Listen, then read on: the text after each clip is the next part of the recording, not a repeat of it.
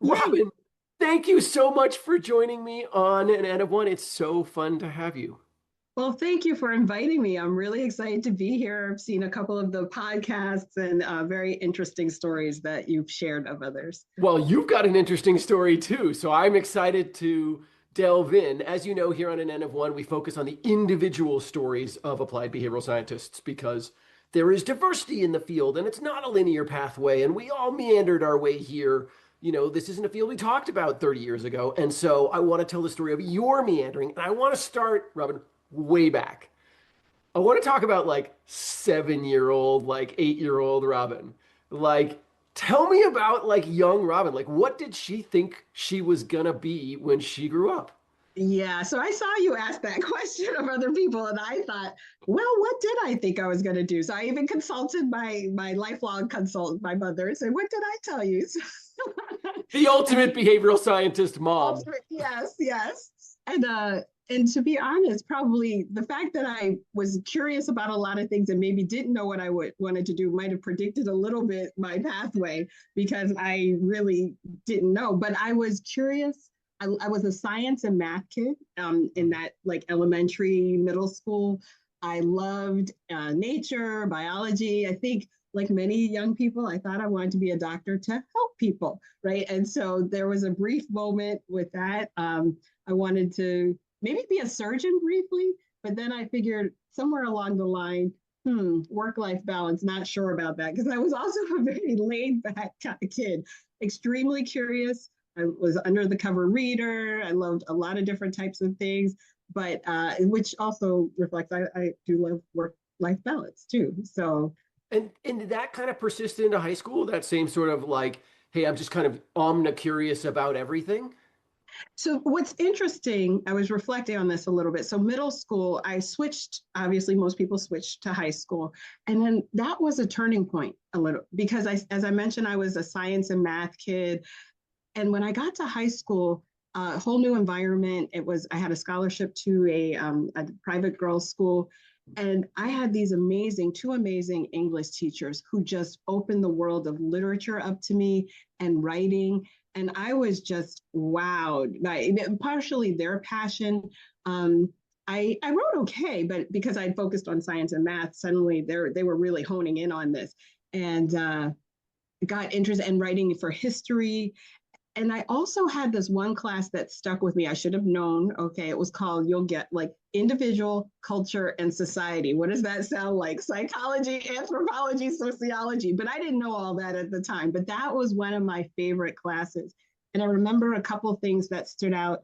I remember us talking about relationships, and the example they used was an Italian woman married to a British person, and how they sometimes had trouble communicating, especially during tense moments where she wanted to be embraced and talk it out, and he kind of wanted to back up and be quiet, right? And I thought, oh, that's interesting.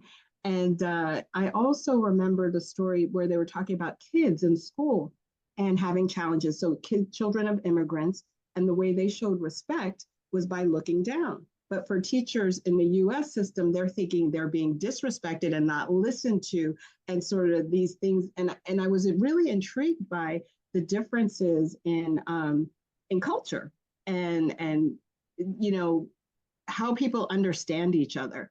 And so that sort of created more of a balance. So I still was a nature person and science and math, but I also really loved literature and history, and then that was my favorite class in high school.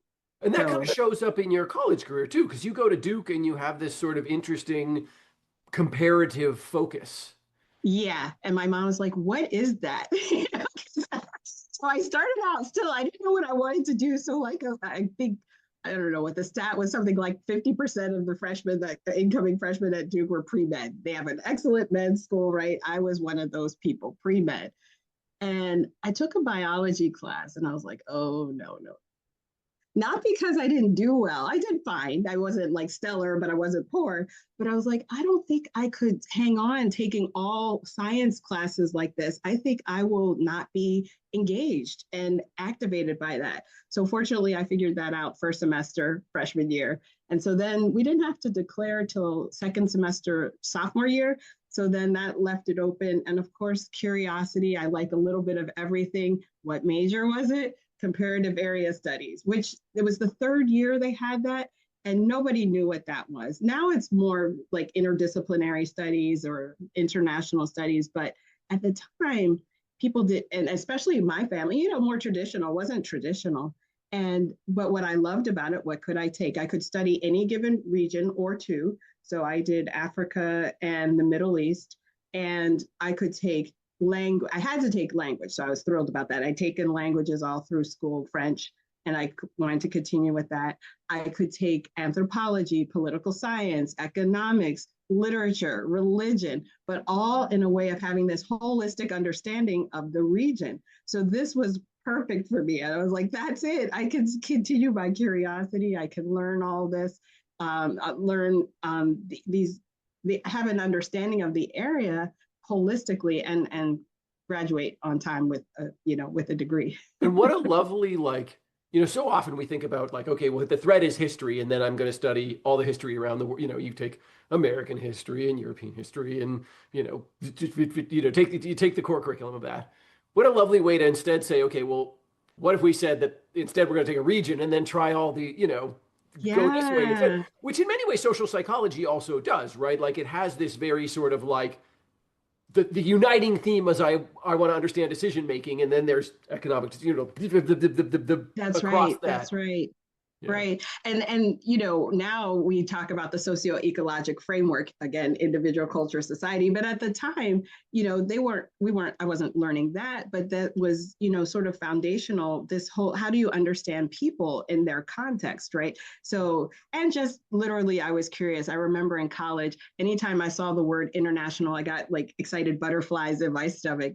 And it was my first opportunity. I thought about Latin American studies, but I had never left the country, before college, which probably is not that unusual, but there was an opportunity to study abroad in Morocco. So that was considered Middle East, even though it was North Africa.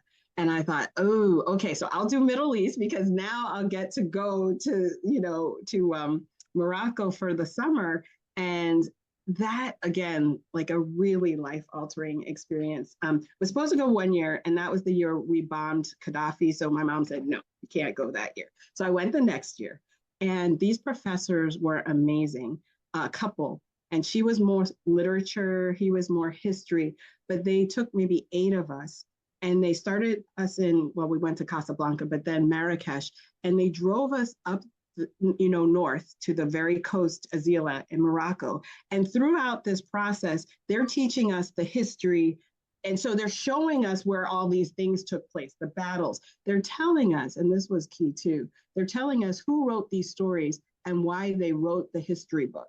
And I was like, oh, so regular people write history books? Now that sounds odd. Of course, that's like, but for people who are, starting, especially college students, recognizing, coming back to your comment on diversity, that, yeah, any of us could be, our articles and things are going in those history books and they represent a perspective. And I thought, wow, everybody should be so fortunate as to have this kind of learning experience to, to really understand what's going on in a region, because being there physically and then the way that they helped interpret what we were learning as we drove up and down and, north and south in Morocco was just incredible. Yeah, I Incredible. mean, and Morocco, what a great place to do that in, right? Because of its North African, conquered by so many, because it's right, Yes. it's a critical Yes. piece of the world if you want to control Yes. things in the region. And That's so, right.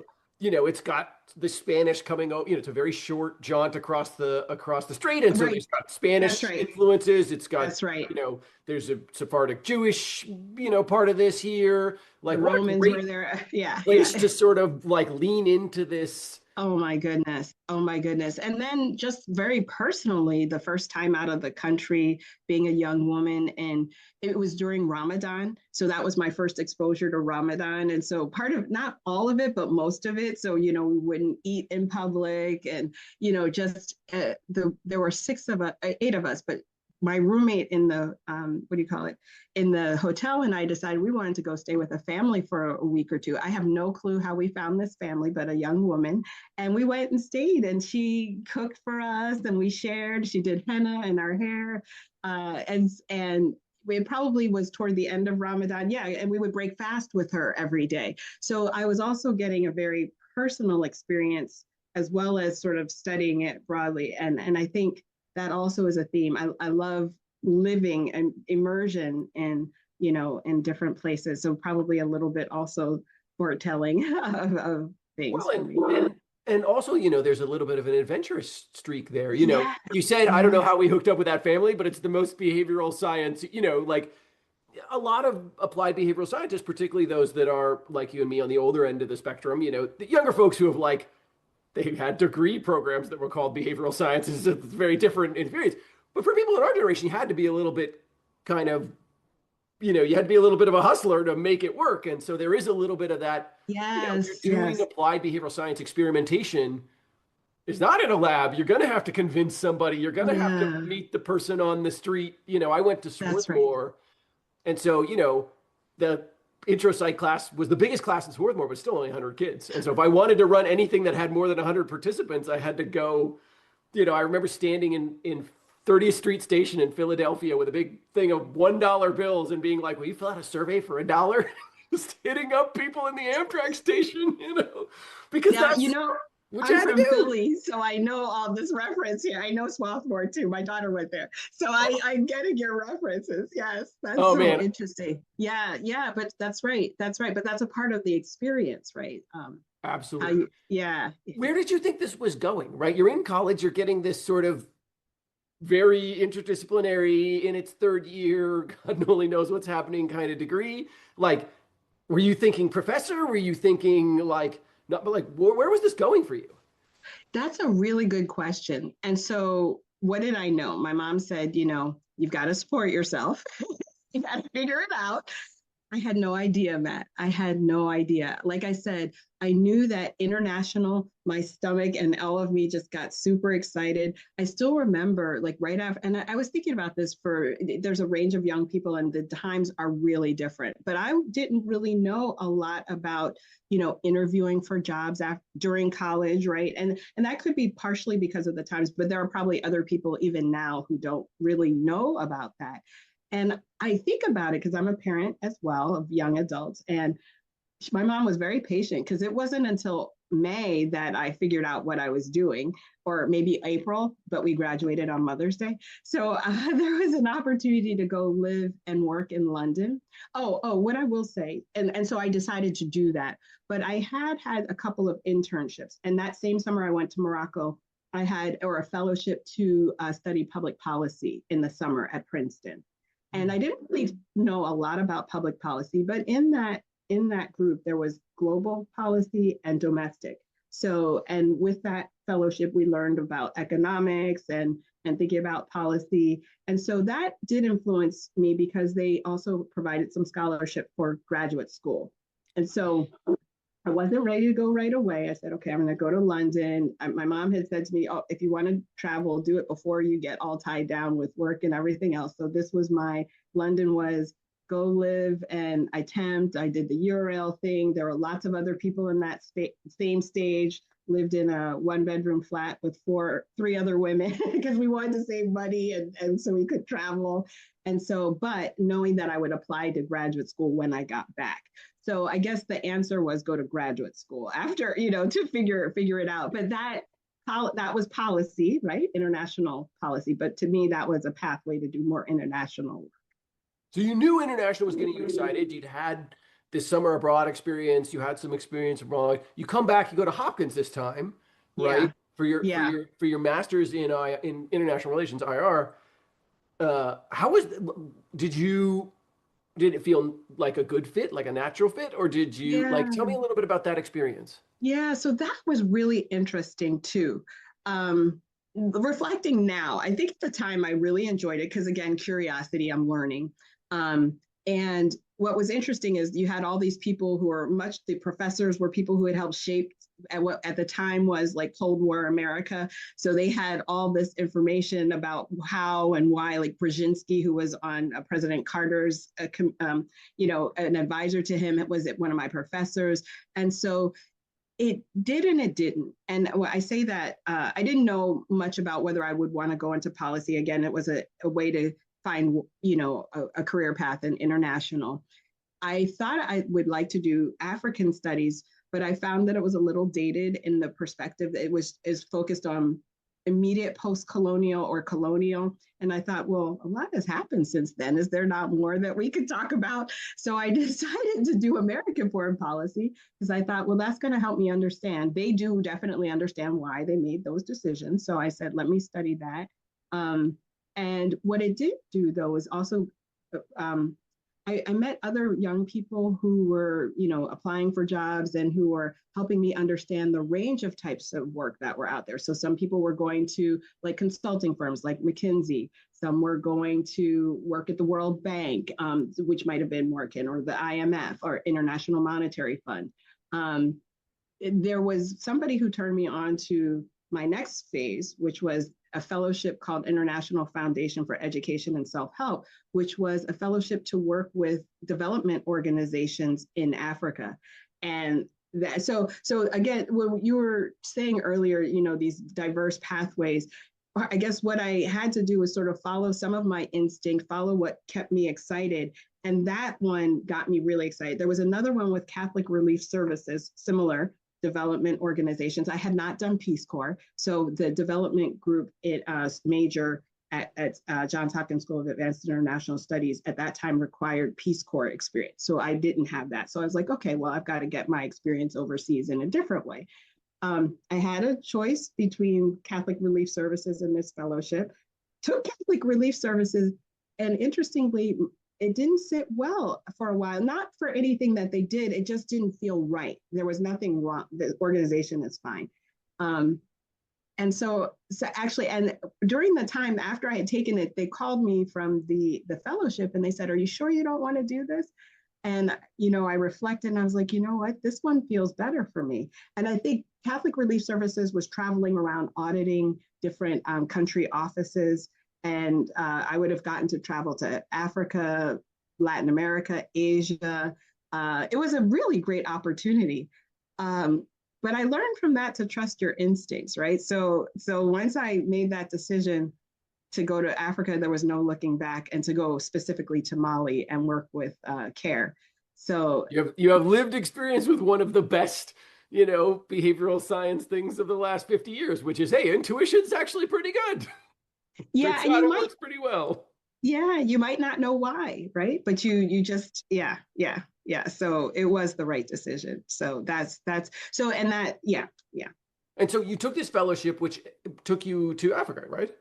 Yeah, so I took the fellowship, and there were so many wonderful things about it too. There was a pre-program piece where I got to meet people from all of there were 30 of us, and it was an early phase. Maybe we were the third. It seems like I start going to these programs that are early on, right? So we might have been like the third group. We were at Tuskegee University in Alabama. It was designed to help bridge African Americans and Africans, but also the U.S. and Africa, and started by Reverend Leon Sullivan, for people who might be familiar, who wrote the Sullivan Principles for Divestment in South Africa.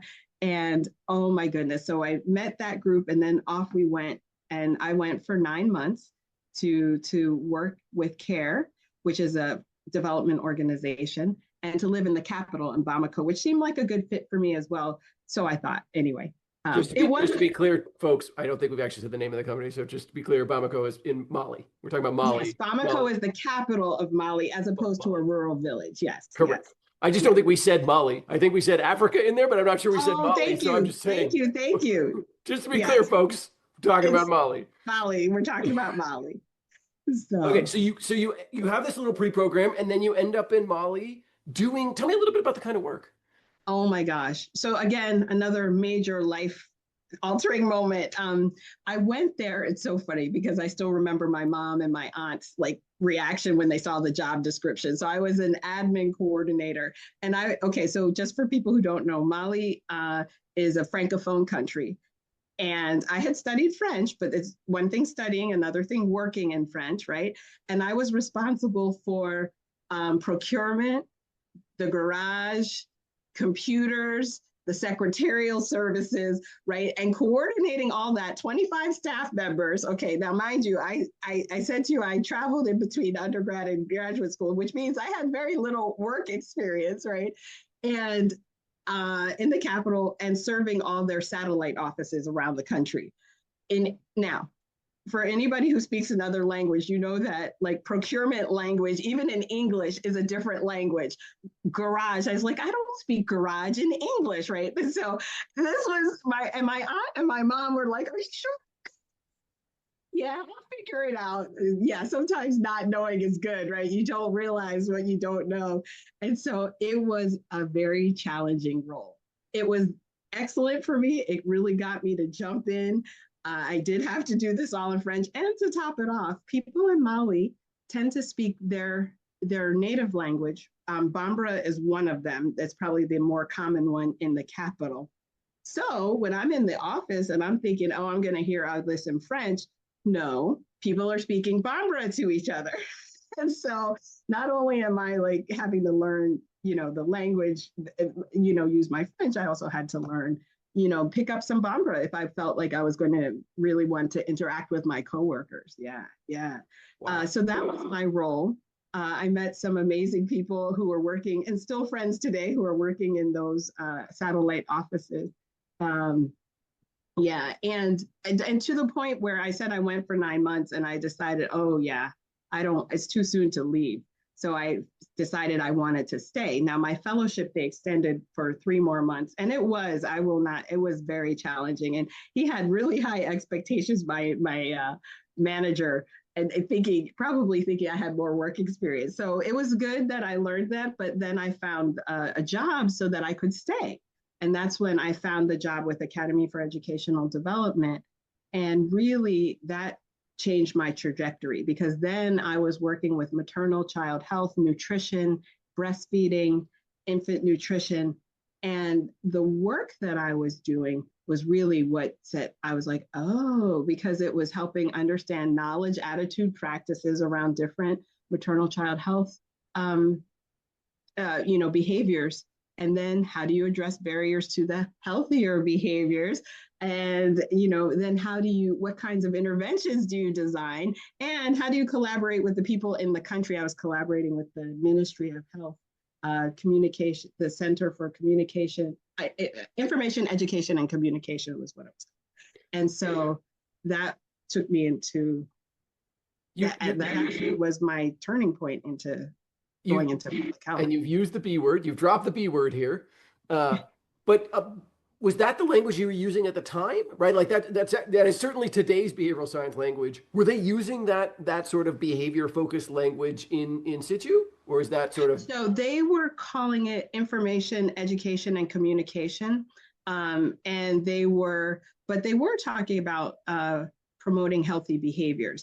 And it's interesting because I grew up in behavioral science in the global health world. And when I came into domestic, which I guess we'll get to later, then there were some ways that, I thought, oh, we've been doing this, but the language, the approaches were not the same across, global and domestic. So they were doing, we were doing assessments of people's behaviors related to infant feeding, nutrition, breastfeeding, nutrition for women. Is that when you say using the B word, where they? Yeah, because you're using a lot of behavioral science focused language, and sometimes that's the language you were using at the time, and sometimes it's us. Sometimes it's us revising the thing. So I was curious, did they see it as behavior changing? Were you starting to sort of? Yes, they were talking about it as behavior change. Yeah, and I just got so excited, and I couldn't believe I had hit the jackpot with this job. I couldn't believe, and I was the in-country representative, and we were working with other nonprofits, small local NGOs, as well as global ones like CARE, but also others. And as well as my counterpart was the government. And so I was working with three women in the government to design the programs, to evaluate the programs. I had support from my home office, which was in DC. And it's also when I met two women. I don't know if they even know how influential they were. Both of them had PhDs. Well, they're And both about to find out. We'll send them the podcast. Claudia Fishman and Irma Wright Manigor. I still remember, this is over 30 years ago, but they had their PhDs and they were using them on the ground in the field. So applying it not only in the academic setting, but to help make changes in the real world. And I was like, that's it. So they were my first it didn't happen right away, but they were my first role models that really made me feel excited about this possibility. We've hit all three words, right? Applied, behavioral, and science. This is great. We've got behavior change here. We got applied here. I mean, so you're in Mali, you're doing this work. At some point, you do decide to come back to the United States. Talk to me about that decision. That was a tough one. So I ended up staying for 3 years. I had family. My grandmother was getting up there, and I felt like I needed to be home to spend a little time with her. And again, intuition, one of those, I just was, felt like it was time. It was a difficult decision because I really loved Mali and I loved the friends. I still have friends in Mali, friends, that were American who were living there. And I loved my work, but that was the driving force for my decision. So I was able to talk to my manager and they were able to find me work here in the States, continuing to support the project. I should be full disclosure, I had met my future husband at the time. So that was also unexpected, but we weren't married. So that also made it a difficult decision, but I knew I needed to come back to support my family. So that's what made me come back. And I continued to work in the field though. And then what made you decide to pivot to you'd met these women, you'd seen PhD be applied in a really interesting way. Did you know at that moment, hey, I also have to go get one of these, or is that something that came later? Yeah, so that's a really interesting question. I was trying to think. I remember years ago, my grandfather said to me, Robin, if you decide to go back for the PhD, I'll pay for it. So I think that I think it was more encouragement, not necessarily definite, say he paying for it, but he had put the bug in my ear. I think that I thought about it, but I wanted more experience. I wanted to feel very focused when I went back. So I continued working for a total of 7 years. So 3 years in Mali and then 4 more years in the States, but doing global health programs and switching now to more child survival. So I gained experience in a new area. I also was an operations person. So I learned about implementing programs, not only the technical side of it. And I also learned that I really wanted to be on the technical side and less on the operational side, but it was good experience. So I guess maybe I felt like I needed more experience first before I went back, but I still really thought I'm going back. And I could see how I could use the approaches that we were using for other health areas. So I was passionate about adolescent health. I hadn't worked in it, but I thought a lot about it. I was passionate about, young people and their well-being. So I figured I could apply what I learned. Yeah. So not right away. And so when you went back to Hopkins for your PhD, right? So it's it's a program and a campus and things that you're familiar with. It's people, it's got an au revoir that you know. Was it what you thought it would be like? Was the PhD, did it, we sort of had a vision in your mind of what it's like to get a PhD. Did that vision come to life, or was there some learning in there? So interesting. So maybe yes and no, right? So I didn't know what I didn't know. So I figured, okay, I've done this international work. I had passion when I said about adolescent issues. That was more, say, domestic. I had, it's funny, I had a relationship with my mom. I'm an only child, just the two of us. My father had passed away when I was very young. So I was really close to her. And she had helped me with so much. And I was able to talk with her. And she was doing behaviors that are protective of, preventing risk behaviors. Of course, I wasn't thinking about it exactly that. Meanwhile, you're going to Mali and picking all, Morocco the year after, folks, for those that don't know, Mali is not maybe the safest Yeah, possible place that right. you could go in the world. It's true. And I went the year after they had a coup. So yeah, that was, although I was never at risk, but yes, I was definitely a risk taker and an adventurer kind of person. But I guess those were acceptable risks, right? So yeah. And so I when I went back, I thought about doing a domestic dissertation. So I chose yeah, right. So I chose the health policy management department, which had social and behavioral sciences embedded in it, as opposed to, say, the international health group. And loved it. I absolutely loved it. And so why did I love it? I think I was just that those 7 years paid off for me. And because I really had an understanding from being in the field and working of how I wanted to use my degree.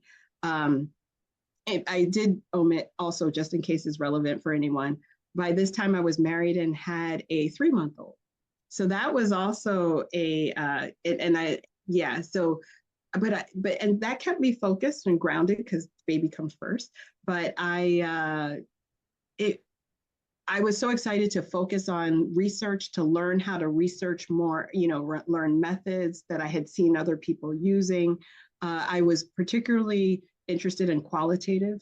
And so when I say yes and no, qualitative methods aren't always considered or at the time as rigorous. I don't know now, maybe look, and now we see them in so many different places, right? It's not just behavioral science, but UX and other things, but formative research, as we would call it. But that's what I wanted to do. And it went back to what I said when I was in Morocco. It was like, oh, so there are people who frame out what gets discussed.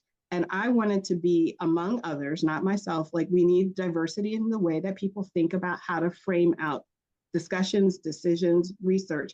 And so that's why I wanted to do qualitative, because I wanted to listen to people and make sure that the range of their perspectives were brought into how we ask questions that then we answer quantitatively.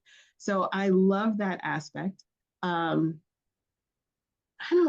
it what the things that I didn't know were about, probably because I had a baby, and I always intended to go back to the field as opposed to teach and work in the university. So about publishing, a teaching assistant, and what are the threes? Publishing, presenting, and being a teaching assistant, right? So I didn't really realize that how important those were. I thought that it was important to do my research and to write my dissertation and to get out. So that's probably a little different than what I expected. And I didn't fully learn that until after, I graduated, and I did well. I did very well.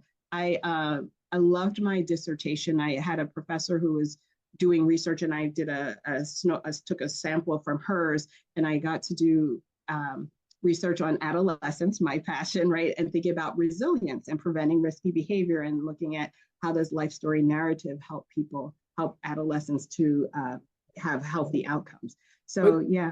but okay, so you knew, hey, I'm probably not going into the academe. I want to get back Yeah. into the field. I want to get back out there. Did you think that meant Mali or somewhere else out in the world? What did you think back to the field meant at the time? What Yeah, still global health, still to global global? health. So, and I did do work consultancies during that time for global health, but even though my dissertation was domestic, I also did consultancies domestically for parenting, coaching, and things like that. Still a behavioral science kind of approach to that. So, yeah, it was always just it meant, though, most immediately back into global health. Got it. And Yeah. and where did that change for you? Because that, you have ended up focusing on, I mean, you spent a bunch of time at NCNW, and then we're going to get into the private sector here at some point. So what was happening that, the 3-month-old baby might have had something to do with some of that, Yeah, and yes, you're right. And by the way, I had the second baby during my doctoral program as well, right after I did my comprehensive exams. So I continued after finishing my PhD in global health for another 5 years. And oh my goodness, that I thought, it's so funny. I remember coming out, and I had a friend who was a doctor, PhD, and I said, wow, I didn't know I would feel like how much I don't know. And he said, yeah, when you know more, you know how much you don't know. Because again, you're coming out and working, and I learned so much. I had a wonderful experience with that, and still maternal child health, postpartum family planning, traveling to many more countries. The turning point, you're right. My kids were getting toward middle school, and I was traveling and I missed a plane. No, I didn't miss a plane. It didn't take off. And because of that, I missed something that when my oldest, my daughter was performing in. And I thought, oh, I don't want to miss these important moments. It'll matter to them more because in middle school, even if they don't want you around, I don't know for those who have They kids. always want you around. Yeah, yeah, and you need to be there. So that was the turning point. And then again, sort of serendipitous, meandering.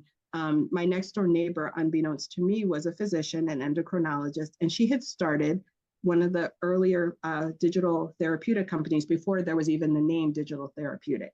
And she was helping people manage their diabetes. And she knew what I did. And she said, hey, Robin, she didn't know I was finishing up my project. And she said, hey, would you be interested in working for she didn't even use the word startup, but for my company.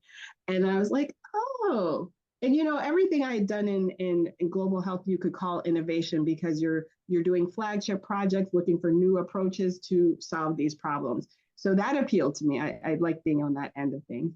And I was like, okay, yeah, I can bring everything I've learned, as I mentioned earlier, from my global health and bring it into this domestic setting. So that's when it changed. So yeah, my family driven. Well, but also lowered inhibiting pressure. There was an opportunity, right, Yes, working with somebody that you liked and respected. And yes. how was that opportunity pitched to you, right? Was she saying, come become, the head of behavioral science? Like, how was she explaining that to you? Yeah. So she was. I didn't know all the questions to ask. She's like, we need someone to lead the behavioral science efforts here. I didn't know anything. I hadn't done any private sector work, small company, large, nothing. And so this, and as you probably know from your experience, half of the battle at work is understanding the culture, the organizational structure, all of that. So I didn't even barely knew the questions to ask. But yes, that's what she was saying. We need a behavioral scientist. And, would you come interview? But this is early on, this is on the early part of the wave, to have a CEO that is actively Yes, even talking about and looking for behavioral science in yes, the sort of late, 2010 kind of era is unusual. yes. How did That's how, right. how did she know about it? Do we know? Yeah, so how she knew about it was interesting. So just to your point, it was 2010. So the iPhone was just like what 2007. So she was a practicing physician, and she said she noticed everybody on their phones, but they weren't doing whatever it was they had talked about to do between doctor's visits. But yet they had their phones. And so she started to think about how might I support my patients using the phone. So that's how she described it. Yeah, and that was where but you're right, she was very early. She and her brother were very early in that conversation. Well, Yeah. both on the digital health side and on the behavioral science side, right? 2010, Yes. Yes. there were some people around. I was around, other people are around, but it wasn't like, every company had every startup's first hire was a behavioral scientist, That's right? Like, right. That's right. That's right. And in that domestic conversation and then integrating that into digital health, yes, the two of them very, very new. And I don't because all of my frame of reference was global health, I didn't even know how new it was. I knew it was new to me, but yeah, yeah. But you're but right. It is but also speaks really well of you, right? Like, they're clearly seeing the opportunity here. They're clearly seeing a synergy with you. They have some inkling of where behavioral science is going. But even the fact that they're pulling you out of international and away from some of your traditional roots into something talks, gestures to how awesome you are and how much they saw in you. And you spent like 5 years. You were there a good long time. Yeah, 5 years, and oh my gosh, loved it. And again, so some of these themes, okay, I mentioned innovation, but I walked in, I still remember the first day, and it was with engineers, never worked with engineers, physicians, and they're talking, and I'm like, are they speaking English? Because it was engineering English. And unlike with the, Sort of like garage French. yes, Garage French, engineering English. nobody takes time to tell you, what they're talking about. So like a child, like a kid, you got to pick it up as you go. And also I was changing. I mean, maternal child health had a range of behaviors I was familiar with. Chronic conditions, diabetes. Oh my goodness, totally different set of behaviors. I had to learn that language. But I think again, the curiosity and wanting to learn. And there is another piece that is probably a theme with mine too. One of the things that excites me most is being able to help people in between doctor's visits. So like if you think about maternal child health, when people have babies, what are you doing? You're supporting them postpartum. And this was in between doctor's visits. And so that is also a passion of mine, probably why I didn't end up being a doctor, I guess, because I like the culture, the social, all of that in between. So loved it. It was hard. And my kids tease me. They're like, Mom, you don't even have a cell phone. I barely knew what an app was. I probably shouldn't admit that. But I was just, I figured it's another technology. I was doing radio, TV. Those were mass media technologies. Print is a technology. I was like, I'll learn a new one, right? So, yeah. Just like I learned, garage French and how to survive Mali. I also learned, what an app That's is. right. That's And, right. Yeah. and what did they think you were gonna do? I mean, so when they bring you in as a director of behavioral science, like what was the expectation day one for what they expect you to actually bring to that? Yeah, partially to figure it out. But there was one thing they wanted me to start writing messages. And so I had done message, creation and pre-testing, but really different when you're doing print materials. It's like one poster or a flip chart or even I'd written messages that got incorporated into radio scripts or TV scripts, but that's still really different. Yeah. So that's what they wanted me to do. And it took a while. It was my first exposure to user experience designers. I mentioned the engineers, work different types of doctors, and also diabetes educators, right? So I had to figure out, and because diabetes is such a different behaviorally, like there are so many touch points, plus you have the cell phone, so you have multiple touch points to support people with their diabetes. This was a new challenge because you're not saying one message now and then wondering what happened. What they wanted to do was write messages. So when people check their blood glucose and they got a value, what does that mean and what should I do?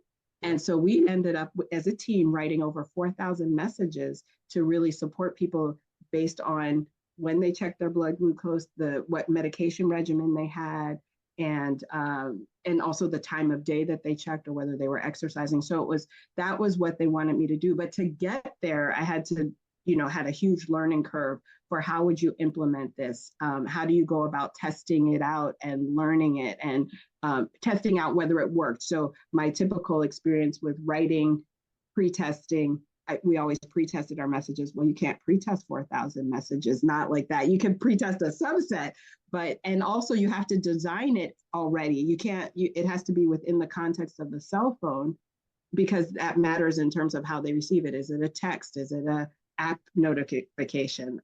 So they didn't know that was what they wanted me to do. They just knew we need messages. And I had to figure out the rest. we know we want behavior change as an outcome, and we know we have messages as a space to do it in. Go. That's right. And still not a solved problem, right? You look at people like Amy Bucher and Lirio, and how we're deploying LLMs to write 4,000 messages. Like, I mean, this is still what, 15 years later, still an unsolved. That's right. Unsolved thing. And the other thing that people don't often think about, maybe this is a little plug, is so in global health, we did strategy first. So strategy, thinking about what do you do for the individual? What do you do with the physician? What do you do in the community? And so that was the lens. Nobody knew that's how that behavioral science would span those three areas. I mean, I'm oversimplifying. So they're thinking messages to patients, but I was working with physicians. So we're also thinking about, okay, so the physicians, what's the conversation between the patients and the physicians once they receive these messages, or what does the physician receive? So it was also an opportunity, not because they were thinking about it or asking for it, but to think, to bring that strategic approach to thinking about it.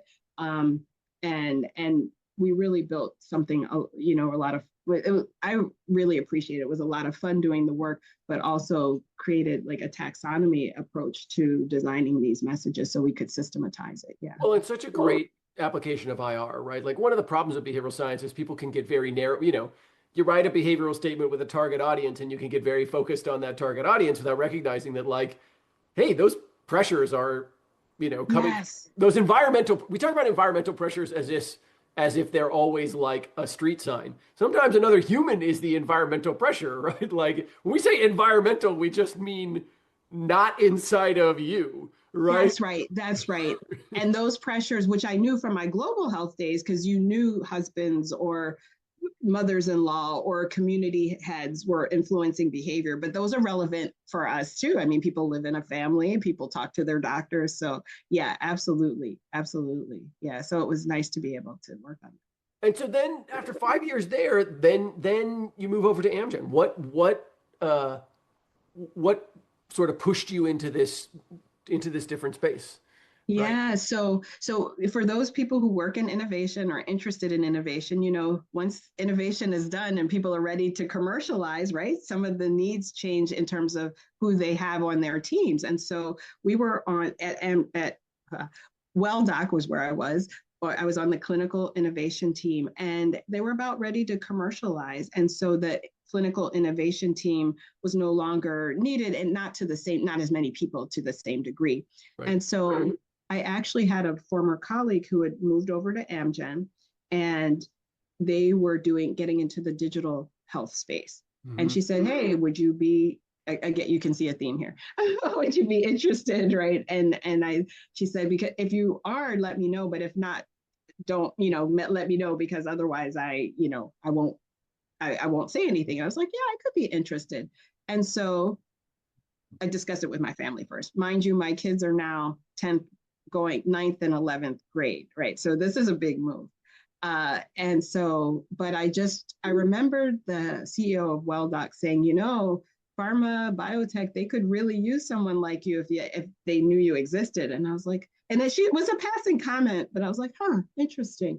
And so when this came up, I was like, ooh, innovation team and an opportunity to learn something different.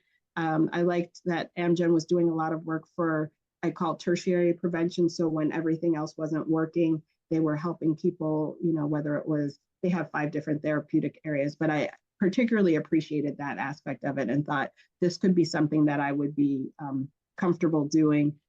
For some people talk about going to the dark side when you joined a pharma or biotech, but I didn't feel that way. I felt that this could be a really good use of my skill set. And again, thinking about how do you support people in between doctor's visits? This is, medication therapy and adherence is a big challenge in between doctors' visits. Huge challenge. Yeah. And I want to go back to that same sort of question. Like, what did you think you were going to go do, and what did they think they were buying, and did that match up, or was there a negotiation period as you figured that out? Like, talk to me about how you figured out what to do. Yeah. So it's so interesting because most of these jobs, with the exception of maybe my first one where I talked about, or Molly it was clearer, but in the global health space, people knew how they wanted to use behavior change specialists. This one, no, they didn't know. They just knew they needed behavioral science support. They were even figuring out what was being done. So the idea was, how can we use technology in our company, right? So we have this digital health and innovation team, but it was figuring out, are we using it to support providers identifying patients? Are we using it to help patients, like surround sound, to help them with medication adherence? Are we using it in research? So they were figuring it out. And I think when I came, the other aspect of it, it was a culture of experimentation to figure out, will this work?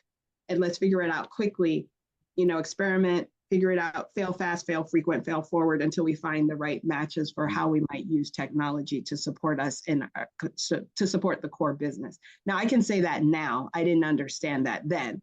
I came in specifically, there were a couple of experiments that they were thinking about, and they wanted me some message related work again, but it definitely evolved. And the ambiguity of both of those roles, right, and figuring out where I can add value beyond writing a message or helping people understand strategy or helping design research, implementation research, concept testing. There was a lot of trial and error even in where I fit in the organization, because I was at Amgen about 6 years as well. So I started out in the digital health and innovation, but they also had a customer experience group, and I had a dotted line to them.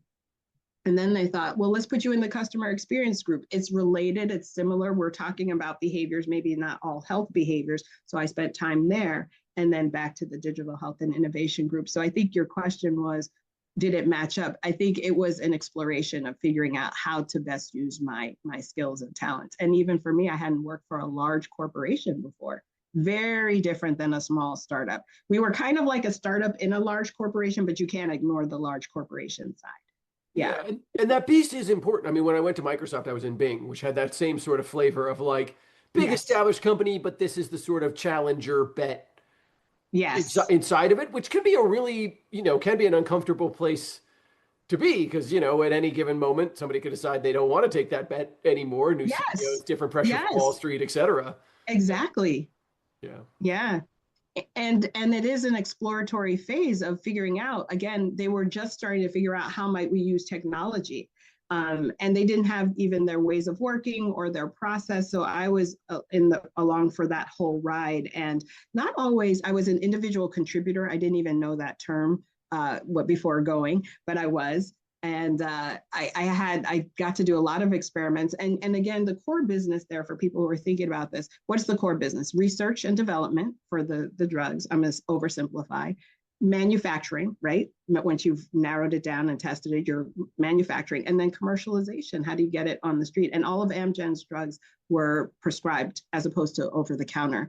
So it was also figuring out for the digital health and innovation group, who were they supporting? So they were supporting both research, different areas of research, but also the commercialization and how you use technology in both of those settings. And so then I had to figure out, okay, how does behavioral science fit in, into that area? Well, and I think that there's, having helped build the team at Novo, like pharma is deceptive, right? Because you sort of think, well, once you have a disease and we have the drug, then it just happens, right? Like someone prescribes it and then you have it and you take it and like that's and obviously like anybody who gets into either global health or sort of health in the United States goes, nope, right? Like there's a whole pipeline of getting people to do the prescription is its own behavior change, and then getting people to fill the prescription is its own behavior change. That's getting people to right. actually take the drug and fill it more than once. That's And right. like, it's a whole pattern of what seems like the world's simplest sort of like, cool, you need the pill, you take the pill. That's right. And it was exciting. I at the time, and I share this because I didn't know what I was learning and how relevant it was for any other setting. Customer experience, I was like, I'm a behavioral scientist. I'm bringing behavioral science to, Amgen. But I was gaining so much other experience that I didn't expect. And even things like what you just described, the patient journey, I've heard of that. But then, you're really involved with the patient journey and all the different behaviors along there. The different types of research we could do. And then also AI started getting introduced at that time. And how do you think about identifying people who are at potential risk? What do you do with that information?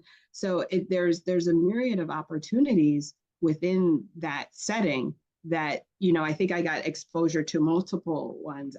And I appreciated that.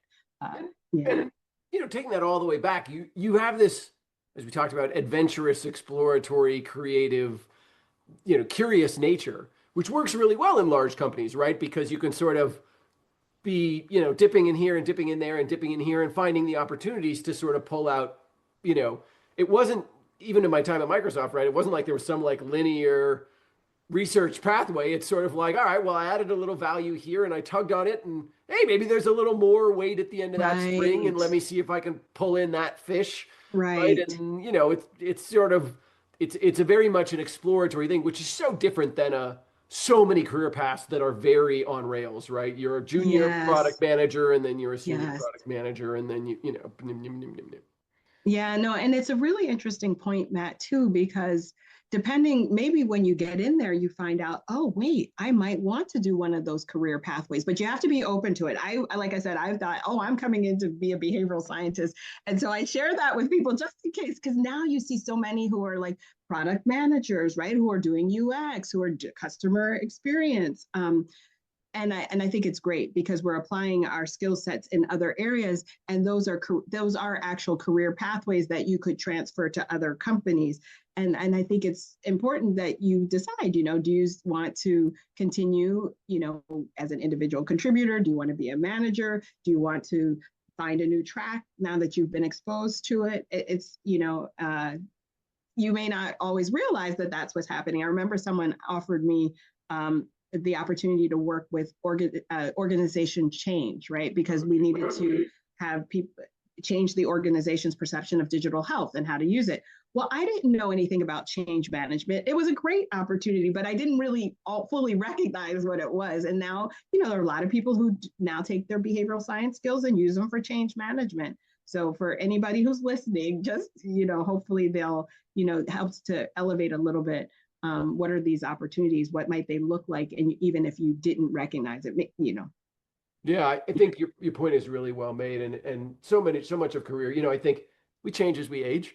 When I was younger and fresh off the street and like trying to make the name for behavioral science, I was much more behavioral science forward.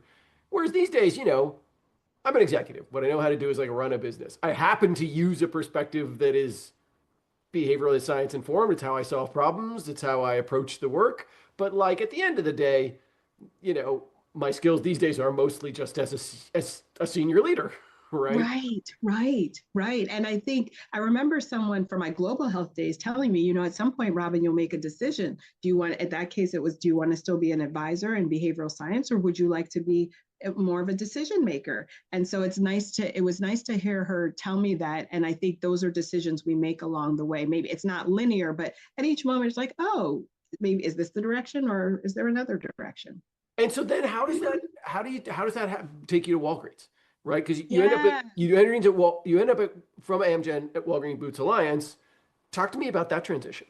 Yeah. So really, I was missing the direct interaction with people from my global health, and even at WellDoc, I had a little bit more, and I thought that the role came up for Walgreens Health. You know how you get things through LinkedIn and people reach out. So I said, oh, this is interesting. Now, I had a little bit of background with pharmacy and health because in global health, pharmacists are often seen much more often than the doctor, and even here in the States, but they use that strategically. And I'd always been a little curious about that in the States.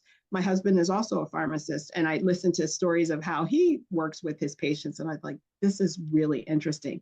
So when the opportunity came up to, start a behavioral science team in Walgreens Health, which was a different segment than the retail side, which is, all the non-pharmacy stuff. And the pharmacy side, I was super excited because I didn't know everything. I knew, though, that they're working with people directly. I knew this could be digitally enabled as well as work directly with people.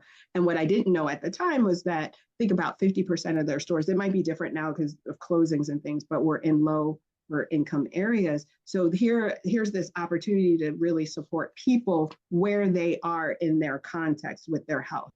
So I took a leap. I loved Amgen, but here was this opportunity, and I thought this would be really exciting. And then also to start a team, that was a little bit. I had wanted to bring behavioral science in a more systematic way to Amgen. That wasn't what I was there to learn. I always think you learn later why you're at a particular place, but here was this opportunity to start a team.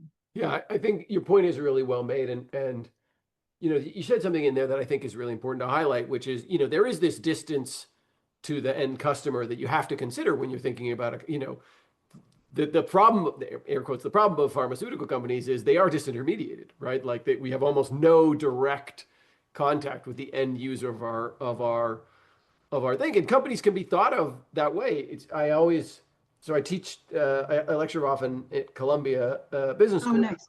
Mm-hmm. at Columbia Business School, and I always talk about like Coca-Cola and Pepsi as disintermediated companies, and they're like, "What do you mean it's D2C?" And I'm like, "No, it's not. Like you don't buy it from Pepsi, you buy it from the bodega, right? Who bought it from a distributor, who bought it from another distributor, who bought it from Pepsi. So like Pepsi doesn't know shit." They have no analytics. They have no relationship with you. I mean, they can launch giant advertising campaigns, but compare that to like Spotify, where it's like, you are using my product and I know what you are doing with it in the moment that you use it, and Yeah. I can test directly and I can, Yes. in a moment's notice, change anything. That's so different for disintermediated companies. Yeah. And provider behavior was the closest, which is an understudied area, right? For when you're getting them to identify patients on that journey and to prescribe the medication. But for your end person, the end, the person who's taking it, yes, you're further away. And so yes, I was interested. And to the point you raised about who has the relationship, I knew from listening to my husband's stories and from the work I did globally, how close people could feel with their pharmacists, how much they trust them and ask them questions. And I was like, oh, this is super exciting. So here's, getting closer to supporting people. And if they're in that pharmacy every day, or it's not every day, but they're at least there monthly if they have a chronic condition, but they might be there more often for other reasons. How might we influence, how might I help support their behaviors in between doctor visits? So. And talk to me a little bit about, you mentioned the starting a team point, which I think is a really key, there's that inflection point moving from IC to, Yeah. tell me a little bit about moving away from IC and team leadership. And was that a journey you liked? And how did you feel prepared for it? And what surprised you and didn't? And tell me a little bit about that part. Yeah. So I loved it more than I could. I didn't know I would enjoy it so much because I don't like supervising. There's a difference. But when you think about being a team builder and a people manager, then it's thinking, okay, I'm hiring people who are already motivated, inspired, excited to do the work. And as some people used to say, my job is to move the barriers out of their way and also to give them visibility, like get to the rest of the organization so people can understand what they bring to the work. That I loved. And it's not easy work, but I loved helping people, helping the team.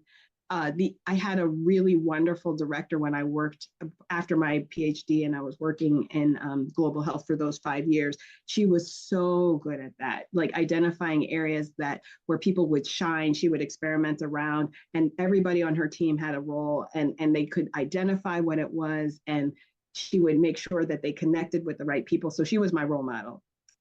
Still love her to this day. So that part I really enjoyed a lot. The things that I didn't expect. So hiring, I had maybe a certain, sort of profile in my mind, but when I got there and learned more about retail pharmacy, it's a retail setting. It's very different. And, they do have research in there, but you really need people who have an applied background, and an experimentation background was what they needed. And so I had to let go of all my sort of notions of, I had people like, oh, I'll reach out to so-and-so and so-and-so, I'm in a society of behavioral medicine. And I did reach out to some of those people, but the profile I was looking for was really different than what I anticipated. And Walgreens helped me with even figuring out little things like, you could ask for people, you have a requirement that they have a high school education and multiple years of experience, because you may get people who are really highly experienced or college education and multiple years. Sometimes people come with a lot of experience that you don't learn from working in the, you don't learn, in the classroom. Now, everybody had, degrees, but it was just a very interesting process of identifying what was needed. I had an amazing team. I know you've met some of them. I love them. We're still in touch to this day. And it also this idea of picking a team that works well together. That was also a major lesson. We were coming after COVID, so we only met once in person, but we gelled, and they were great. So that was a lesson, about the importance of taking time. The other thing that I learned was to talk to my other peers who were hiring, because there was some overlap in some of the jobs, because again, this is a new environment. Walgreens Health had started 6 months before I got there. So figuring it all out. So you had people in clinical and marketing, coaching that might be doing something that's akin to behavioral science. So I needed to figure out where the gap was and to hire for the gaps as opposed to being redundant with what was already being done. What didn't work out perfectly, but I definitely hired differently than I initially thought about after having met with everybody to understand how are they thinking about organizing their team. So that was a really good Yeah, lesson for me. there's a little bit of that best for the organization lens that, you come in thinking, oh, I'm going to do what's best for my team. And then you learn, oh no, there's a best. Sometimes that means giving a role back. Sometimes it means giving budget back. Sometimes it means Right, taking on right. somebody else's from somebody else's process, or, covering each other's Yes, gaps. 100%. yes, yes. You've had such a great and fascinating career in behavioral science. What do you think is next for you as you think about, you've been at this for a while, you've had tons of really interesting experience, on the smaller side, on the bigger side, on the international scale, on the domestic scale. Like, where do you want to take this next? Yeah, no, I figured you might ask that. And to be honest, it's still a work in progress. I am consulting, which I'm enjoying, getting to do, apply the learnings from the different arenas that I've worked in, whether it's digital health, also nonprofits. I really, though, I am still keen that one thing that drives me. How do we support people, in those in between doctor's visits? And I'm still looking for other alternatives. I mean, one of the challenges with Walgreens was, it is a corporation. And so you're still looking at how does that entity actually reach people? There are barriers that I didn't imagine existed, given the business model, right? So sometimes still looking at what's a business model, maybe, what's a business model where I can reach more people in between doctor's visits? So whether it's consulting or working for another organization, how do we support family health and well-being and resilience is another area of interest. So it's to be continued. There you go, people. You have it here first, right? Like, Robin's on the market. Decide what you Yeah. want. Do you like Yes. do you like consulting enough you would want to do it long term, or do you think that you're an internal person and want to get back to that? That's a really good question because there are pros and cons to both. I love the independence and thinking and going deeply, which is also a little bit of whether you're an advisor or more of an individual contributor. Sometimes you go really deeply on a project, but at the same time, I love working on teams and I love collaborating, and I get to do that with consulting. So it depends on how it's set up, but so I could see it going either way. I think it's more that right opportunity for thinking about how might we support people and how can I bring some of those lessons that I've learned. And I do want to continue to work across the socio-ecologic model, right? Beyond the individual messaging, right? To how do we think about those other influences and how can we think strategically and holistically? So yes, you heard it. You're right. You heard it first. So yes. You never know. Well, look, Robin, Yes. thank you for spending some time with me and sharing your story. I mean, it's been such a lovely hour and a bit here. You've been so many places and done so many things, and behavioral science is now getting old enough that we have different ends of the spectrum, right? We've had people like Pete Judo and stuff who are much younger and have been able to go through more established programs where they talk about go to college and they talk about behavioral science, which was not maybe the experience that you and I had. No, And no, no. so, thank you so much for sharing your story because I Yeah. truly do think it helps people contextualize Yeah. both their own journey and the journey that behavioral science is going on and how it has changed Yeah. over time. And so, Yeah. No, thank you for having me. I will add one other thing you said that jogged the thought. Adjunct teaching or teaching. I love help, helping students think about how to use it in an applied setting and writing. Sometimes when you do all this journeying around, less time to write and publish. So that's the other area that, well, yeah. and what an exciting opportunity it is to have people like you as teachers these days, right? Again, going back to the there was nobody to teach us because nobody had done it, right? Like we now are at the generation where Yes, you do have access to somebody. You can talk that's to a Robin right. or a Matt. You can get an office hour or go to a That's right. class or, which is such a lovely place to be in history to have had at least one generation of people Yes, yes. come through it. Which is why you Yeah. sharing your story is so important. And I will be looking out to see what you do. We'll have to do like a follow-up episode where what did Robin choose? Dun dun That's right. That's dun. right. Oh, thank you so much, Matt. I really appreciate the work you're doing. I appreciate that you're doing this for, people early in their careers. I think helping them have a wider aperture in their thinking. Well, About. keep building this together, right? We're still young and there's a lot of career left out there and behavioral science has got a long way to go. So Yeah. I'm excited to keep building it with you. Robin, thanks again for Thank coming. you. Thank you so much.